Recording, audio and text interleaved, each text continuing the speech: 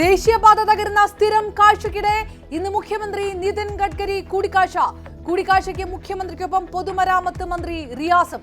കാസർഗോഡ് ദേശീയപാത കരാർ കമ്പനി നടത്തുന്നത് അനധികൃത മണ്ണെടുപ്പ്.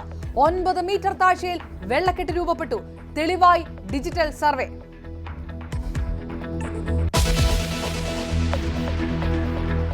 പിണറായിക്കെതിരെ വീണ്ടും വാളെടുത്ത അൻവർ. മുഖ്യമന്ത്രി ഏറ്റവും വലിയ വഞ്ചകനും ഒറ്റുകാരനും. മലപ്പുറത്തേക്ക് എത്തിയ അഭിമുഖം നൽകിയെന്ന ആരോപണം വീണ്ടും സജീവമാക്കി UDF. ആശാസമരത്തെ അവഗണിച്ചെന്നും വികസനം മുരടിച്ചെന്നും UDF. 9 വർഷം കൊണ്ട് 2000 കോടിയുടെ വികസനം ഉണ്ടായി എന്ന് തിരിച്ചടിച്ച LDF. വന്യജീവി ശല്യത്തിൽ കേന്ദ്രത്തെ പഴിച്ചും ഇടത് പ്രചാരണം.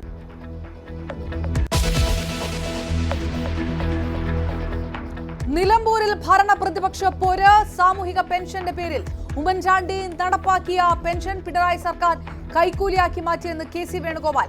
സാധാരണക്കാരെ UDF വെല്ലുവിളിക്കുന്നുവെന്ന് മന്ത്രി V ശിവൻകുട്ടി.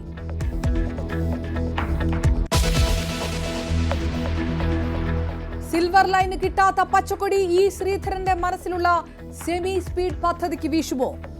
E ശ്രീധരനുമായി ബന്ധപ്പെട്ട് കേന്ദ്ര റെയിൽ മന്ത്രിയുടെ ഓഫീസ്. ആശയവിനിമയം അശ്വിനി വൈഷ്ണവ് പിണറായി വിജയൻ കൂടിക്കാഴ്ചയ്ക്ക് പിന്നാലെ.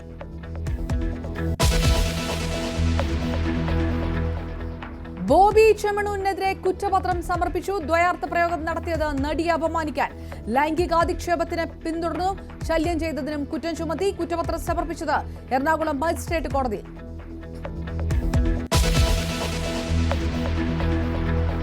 വികസന പ്രവർത്തനങ്ങൾക്ക് സംഭാവന സ്വീകരിക്കാൻ തദ്ദേശ സ്വയംഭരണ വകുപ്പ്.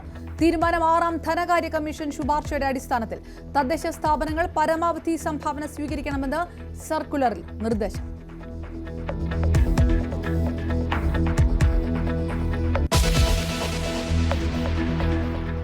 ഹജ്ജ് കർമ്മങ്ങൾക്ക് ഇന്ന് തുടക്കം. അറഫ സംഗമത്തിന് പോകാൻ ഹാജിമാർ മിനായിൽ ഒത്തുചേരും. അറഫ സംഗമം നാളെ.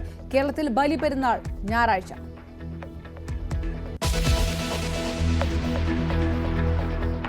ഇന്ത്യ സഖ്യം വിടാനൊരുങ്ങി ആം ആദ്മി പാർട്ടി. നിയമസഭാ തെരഞ്ഞെടുപ്പുകളിൽ ഒറ്റയ്ക്ക് മത്സരിക്കാൻ തീരുമാനം. BJPയും കോൺഗ്രസും തമ്മിൽ അവിശുദ്ധ ബന്ധമെന്ന് ആം ആദ്മി പാർട്ടിയുടെ ആരോപണം.